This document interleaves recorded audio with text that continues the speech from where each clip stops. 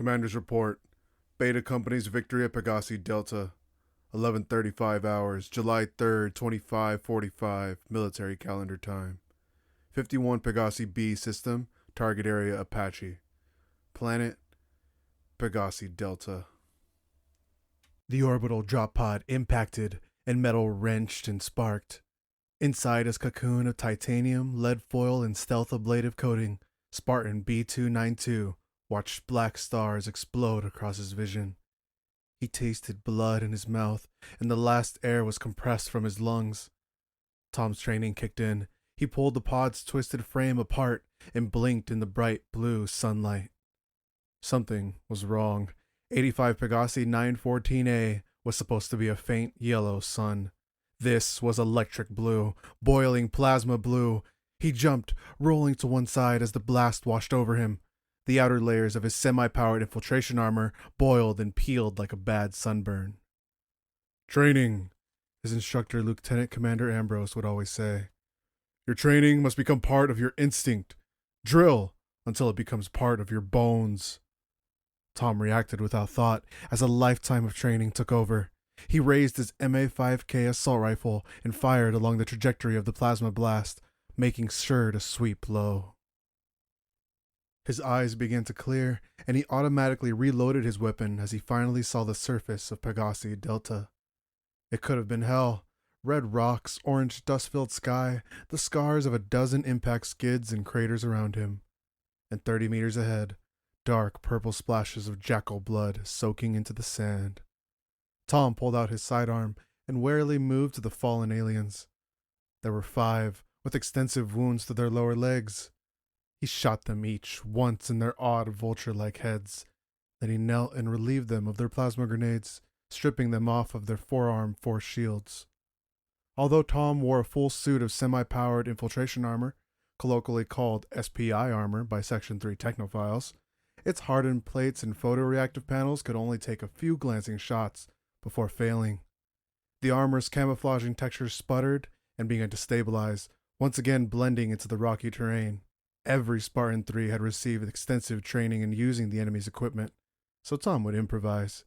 He strapped one of the jackal shields to his forearm. It would serve as excellent protection, as long as you remembered to crouch behind it and cover your legs. A tactic larger UNSC soldiers would have trouble accomplishing. The display on his faceplate flickered to life, a transparent layer of ghostly green topology. 100 kilometers ahead, the baseball-sized stealth tactical aerial reconnaissance satellite, or STARS, had come online. A single blinking dot appeared that represented his position. Tom was 5 kilometers south of the primary target. He scanned the horizon and saw the Covenant factory city in the distance, looming from the rocky surface like a castle of rust, with giant smokestacks and blue plasma coils pulsing deep inside. Beyond the factory lay the lavender shoreline of a toxic sea. Additional dots appeared on his heads-up screen. 12, 24, and then hundreds. The rest of Beta Company was online. 291 of them. 9 hadn't made it, either dead on re-entry or killed from the impact, or by Covenant forces before they could get out of their pods. After the mission, he'd checked the roster to see who they'd lost. For now, he stuffed his feelings into a dark corner of his mind. Tom sighed with relief then as he saw the 8 X's representing the sub-prowler Black Cat exfiltration craft appear and then fade on his display. That was their only way off this rock after Operation Torpedo was accomplished. A line of soft green text began to scroll across his display. Team Foxtrot, proceed on Vector 086. Provide flanking support to Team India. No reply was necessary with that. Orders were broadcast from stars overhead, and any break of radio silence would reveal their position. 3 of the dots on the display winked, and tiny numbers faded into view. B091 was Lucy, B174 was Min, and B004, that was Adam. His friends. Fireteam Foxtrot. Tom loped forward and found an outcropping of rock and took cover under it, waiting for them to catch up. To stay on task and avoid the distraction of his racing heartbeat, he reviewed the operational details of Torpedo one more time. Pegasi Delta was a planet home to a Covenant factory. The sea on this tiny world was unusually rich in deuterium and tritium, which they used in their plasma reactors. The factory processed the stuff and refueled their ships, making this Covenant operation on the edge of UNSC territory a prime target. It allowed the enemy easy access to human space. There had been previous operations to neutralize the target, but UNSC CENTCOM deemed nukes unreliable and too risky to send ODSTs. So, they were sent. The 300 Spartans of Beta Company had been launched 7 hours ago into slipspace from the UNSC carrier, all under heaven. They had endured the ride in long-range stealth orbital drop pods and suffered debilitating nausea transition as they went unshielded into normal space, and then got parboiled on the fiery ride down to the surface of Pegasi Delta. From the warm welcome given by those 5 jackals, Tom knew they'd been detected, but the Covenant might not yet know the size of the breach in their security. He'd have to move quick, take advantage of whatever element of surprise remained, and blow the factory. If possible, the secondary targets of ammunition depots and methane reserves would be a prime choice. They could still do this. They had to do it. Destroying that factory would triple the length of the Covenant supply lines to UNSC space. This is what they had trained for since they were 6 years old. Years of schooling, war games, and drills, all leading to this moment. But it might not be enough. Then came the crunch of gravel from behind, and he turned with his rifle raised to see Lucy. Every Spartan 3 looked the same in their semi-powered infiltration armor. The angular shifting camo pattern of the SPI was 1 part Legionnaire male, 1 part tactical body armor, and 1 part chameleon. Tom, however, recognized Lucy's short, careful gait. He made the 2 fingers over faceplate gesture, the age-old silent Spartan welcome, and she gave him the slightest of nods. Tom handed her a Jackal shield unit and 2 plasma grenades. Adam arrived next, and Min 10 seconds after that. When all their appropriated shields were in place, Tom gave Team Foxtrot a series of quick, sharp hand gestures, ordering them to move ahead in a loose arc formation. Stealthy, but fast. As he stood, thunder rumbled, fire flashed in the sky, and a shadow covered them and vanished. 2 teardrop-shaped Covenant Seraph fighters roared over their hiding spot. A line of plasma erupted 100 meters behind them, an inferno that billowed and blossomed straight toward his team. Tom leapt to one side, activating his Jackal shield and holding it between him and the 3,000-degree flames that would melt through his SPI armor like butter. The force field flared white from the radiation, his skin on his palms prickled with blisters. The plasma passed, thinned, evaporated, and the air cooled. Covenant air support was already in play. That made the situation 100 times worse. With a blink, Tom switched his heads-up display from TAC map to Team Bio. All members of Team Foxtrot showed skyrocketing pulses and blood pressures. But they were still green. All alive. Good.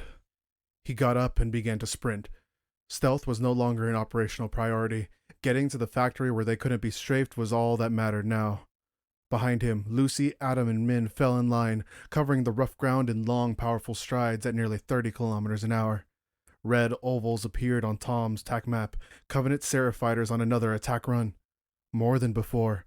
3, 6, no, 10. Tom glanced to either side and saw his comrades. Hundreds of Spartans running across the open, broken ground. The dust from their charge filled the air and mingled with the smoke from the last plasma blasts. 3 Spartans lagged behind, turned and braced, holding M19B SAM missile launchers. They fired. Missiles streaked into the atmosphere, leaving snaking trails of vapor. The first bounced off an incoming Seraph shield. The missile exploded, not damaging the craft, but buffeting it nonetheless into its wingman. Both craft began to tumble, lost 50 meters of altitude, and then almost recovered until they clipped the ground and hit their weakened shields to spin end over end into erupting fireballs. The 2 other missiles struck their targets, overloaded shields, and left the target Seraphs covered in soot, but otherwise were intact. Tom could see the Seraphs wave off their attack run. A small victory. Tom slowed to a trot and watched as the remaining 6 Seraphs dipped and released their plasma charges, then pulled up, rolled, and vanished in the haze. Each charge of dropped plasma was a brilliant pinpoint that elongated into a lance of boiling sun-fueled sapphire. When they hit the ground, they exploded and fanned forward, propelled at 300 kilometers an hour by momentum and thermal expansion. A wall of flame appeared on Tom's left, and it made the camo patterns of his SPI armor shiver blue and white. But he didn't move. He remained transfixed on the other 5 fires, enveloping scores of Spartans. The plasma slowed, still boiling, and then the clouds cooled and thinned to a dull gray haze, leaving crackling glassed earth and bits of charred bone in its wake. On his tac map, dozens of dots had just winked off. Lucy sprinted past Tom. The sight of her snapped him back to action, and he ran. There'd be time for fear later, and for revenge. When they blew this factory, there'd be plenty of time for bloody revenge. Tom shifted his focus from the tac map and faced forward, looking to the primary target now 500 meters distant. From the center of the city-sized factory, the blue glow was too intense to stare directly at, casting hard shadows in the webs of pipes and forests of smokestacks. The structure was a kilometer square, with towers rising 300 meters. Perfect for snipers. Tom forced himself to run faster, ahead of Lucy, Adam, and Min, darting from side to side. They understood and mimicked his evasive tactic. Just as plasma bolts exploded near their feet, he weaved back and forth through a hailstorm of high-angle trajectories, and Tom felt his suspicion all too correct about the snipers. He dodged and kept running, squinting ahead at the edge of the factory. His faceplate automatically responded and zoomed to 5 times magnification. There was another threat, shifting luminescent edges of force fields, jackal shields, and in the shadows, the arrogant eyes of Covenant elites, and one in purple armor, staring straight back at him. Tom skidded to a halt and grabbed the sniper rifle slung on his back, sighting through the scope. He stilled his labored breathing. A plasma bolt sizzled near his shoulder, crackling the skin of his SPI armor and singeing his flesh. But he ignored the pain, irritated only that the shot had thrown him momentarily off target. He waited for the split second between the beats of his heart and then squeezed the trigger. The bullet's momentum spun the elite around. The articulation of its neck armor exploded off the creature. Tom shot once more and caught it in the back. A splash of bright blue blood splattered the pipes. Jackals emerged from the shadows at the periphery of the factory, crawling out behind pipes and plasma tubes. There were hundreds of them, thousands, and they all opened fire. Tom rolled to the ground, flattening himself into a slight depression. Adam, Min, and Lucy dropped as well, their assault rifles out and in front of them, ready to fire. Plasma bolts and crystal shards crisscrossed over Tom's head. Too many to dodge. The enemy didn't have to be able to see them. All they had to do was fill every square centimeter of air with lethal projectiles. His team was pinned. Easy pickings for those Seraphs on the next pass. But the thought came. How had the Covenant mustered such a counter-response so quickly? If they had been detected earlier, their drop pods would have been vaporized en route. Unless they had the extreme bad luck to get here when a capital ship had been docked at the factory. On the blind side, maybe. Could the stars overhead have missed something that large? One of Lieutenant Commander Ambrose's first lessons echoed in Tom's head. Don't rely on technology. Machines are easy to break. Tom's calm crackled. M19 SAMs, execute Bravo maneuver. Targets are painted. All other teams ready to move. Tom understood. They needed cover, and the only cover was dead ahead in the factory. From the field, 6 smears of vapor lanced forward to the factory. The M19 SAMs detonated on contact with pipes and plasma conduits, exploding into clouds of black smoke and blue sparks. The enemy fire slowed. That was their opening. Tom rolled to his feet and sprinted for the thickest smoke. Team Foxtrot followed. Every other Spartan on the field charged as well. Hundreds of half-camouflaged armored figures running and firing at the dazed jackals, appearing as a wave of ghost warriors, half liquid, half shadow, part mirage, part nightmare. They screamed a battle cry, momentarily drowning the sound of gunfire and explosion. And Tom yelled with them, for the fallen, for his friends, and for the blood of his enemies. The sound was deafening. Jackals broke ranks, turned to flee, and got shot in the back as their shields turned with them. But hundreds more held their ground, overlapping shields to form an invulnerable phalanx. Tom led Team Foxtrot into the smoke-filled shadows of the factory. He found a pipe the size of a redwood, dripping condensed water and green coolant, and took cover behind it. In the mist, he saw Lucy, Adam, and Min take positions, taking cover too. He gave them rapid-fire orders with hand signals. Move in and kill. He spun around, his MA5K rifle leveled, and found himself face to face with a Covenant elite.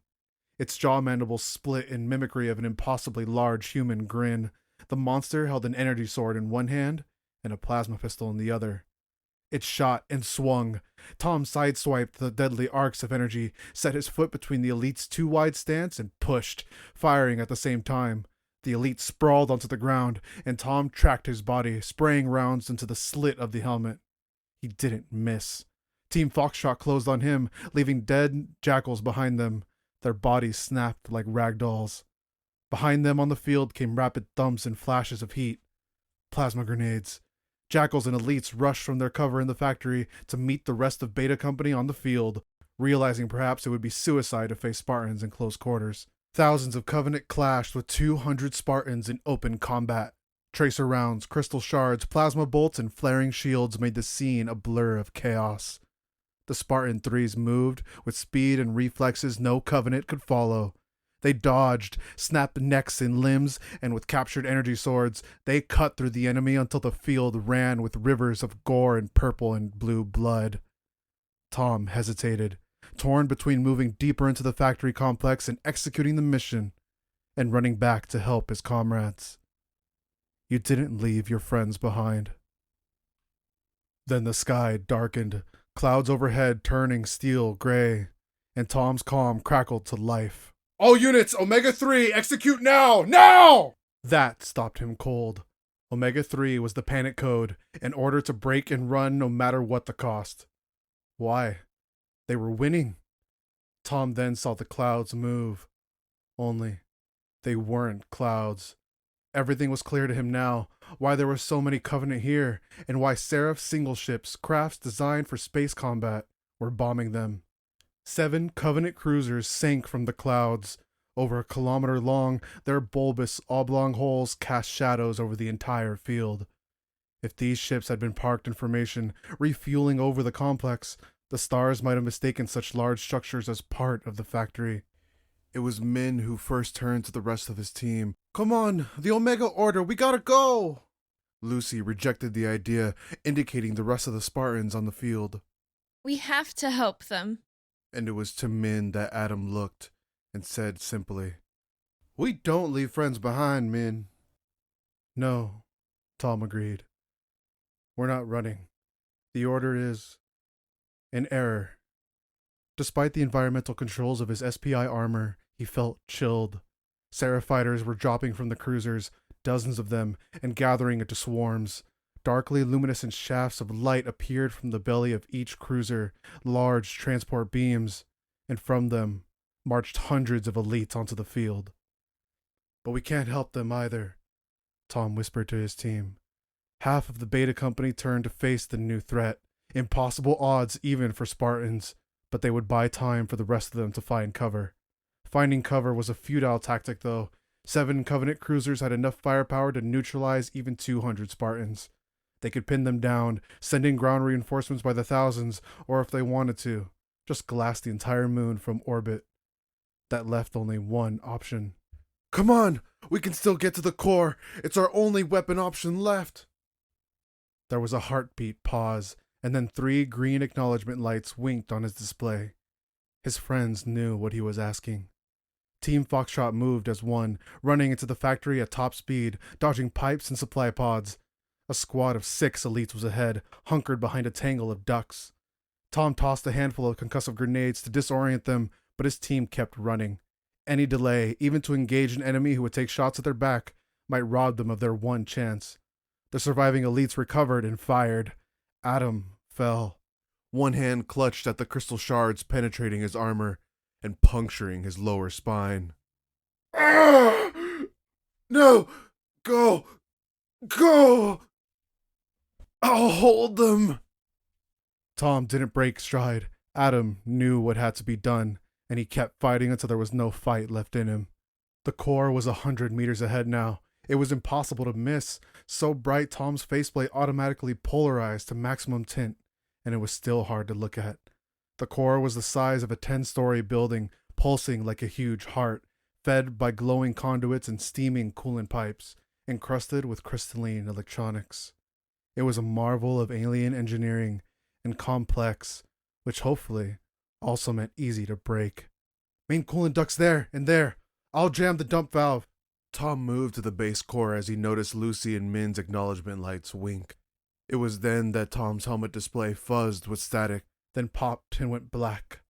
The reactor plasma and its intensely fluctuating electromagnetic field was wreaking havoc with their electronics. He found the dump valve, a mechanism the size of a Pelican dropship, just below the main chamber. He unspooled the thermite carbon cord and ran it around the valve twice. He then primed and activated the charge.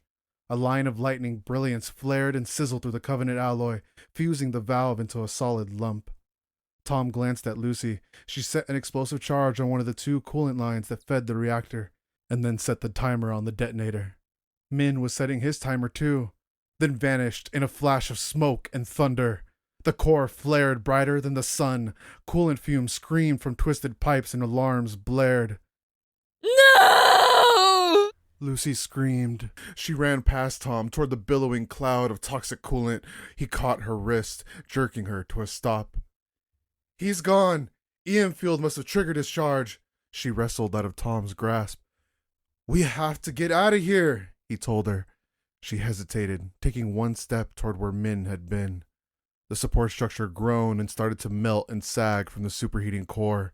She turned back to Tom, nodded, and they ran out of the chamber, deeper into the factory complex, through a jungle of struts and hissing ducts, and splashing through lakes of leaked, boiling coolant. The charge Lucy had set went off and silenced the reactor's alarms. Even with their backs to the reactor, running at a full flat-out sprint, the glare from the core doubled as it reached near supercritical phase, and it was too much to endure, even through a polarized faceplate, causing Tom's eyes to squint nearly shut. They turned a corner, slid down the railing of angled stairs and onto a catwalk that protruded over a ledge. 500 meters below, an ocean churned against rocky cliffs. They had made it through the factory. Out the backside were massive tubes sucked in the ocean water for processing. Lucy looked back and then to Tom. She offered her hand. He took it. They jumped. In free falls, Tom struggled, pumping his legs. Lucy released his hand and straightened her body. He did the same, and then pointed his feet down a split second before he hit the water. The impact stunned him. Then he tasted salt and choked on water that filled his helmet. He clawed for the surface. The lining of his SPI armor swelled, taking on water, weighing him down. He broke the surface, paddling as hard as he could with his legs to stay afloat. He clawed at his helmet release and pulled it off. Next to him, Lucy had her helmet off as well, gasping. Look! Tom pointed to the cliff tops. From this angle, he could see the Covenant cruisers over the field, lances of laser fire raining down from their ship's lateral weapons and blasting his fellow Spartans. Firepower meant for capital ship combat. How could anyone survive that? A new sun appeared. The supercritical core flared and light filled the world. The cruisers rippled, distorted, their alloy skins boiling away in the heat. They disintegrated, bits blasting outward. The rocky prominence shattered into molten debris. Down! Tom cried. He and Lucy pushed themselves underwater, diving to escape the overpressure and incinerating blast. His waterlogged armor might now save his life. Overhead, water flash vaporized. Droplets of liquid rock and metal hissed past him. Heat smothered him, and a giant hand grasped and squeezed until all Tom saw was blackness. It couldn't have been much later when Tom was laying on the ground, panting. They had nearly drowned after the blast, but managed to shed their armor and finally, exhausted, swam back to the shore, dragging themselves around the edge of the battlefield and into the hills. He and Lucy had made it to Extraction Point 6, where he had seen one of the stealth exfiltration ships. No Covenant reinforcement came. They had all been killed when the reactor blew. Operation Torpedo was a success, but had cost the lives of everyone else in the Beta Company contingent. All that remained of the factory, the Covenant cruisers, and ground forces of Beta Company, was a glass crater 4 kilometers in diameter. No bones, Not even a camo panel from a suit of SPI armor. Gone. Whispers in the wind. Lucy pulled herself up against the hull of the Black Cat's subprowler craft, her body trembling. She started to stagger back down the hill.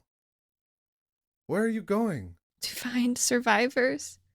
She whispered and took one uncertain step forward. To find anyone. Beta. Foxtrot. We have to look. No one had survived.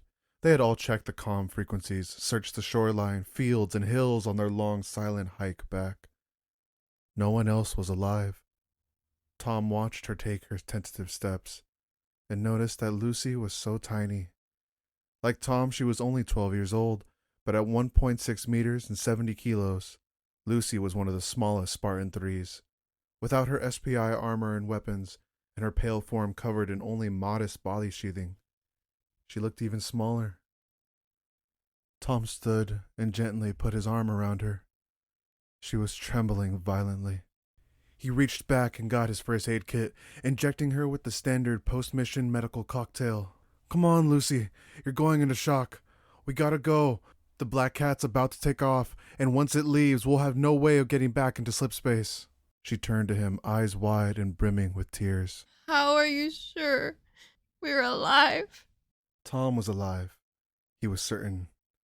But as he cast one final glance at the crackling fields of Pegasi Delta, he knew part of him had died today with Beta Company.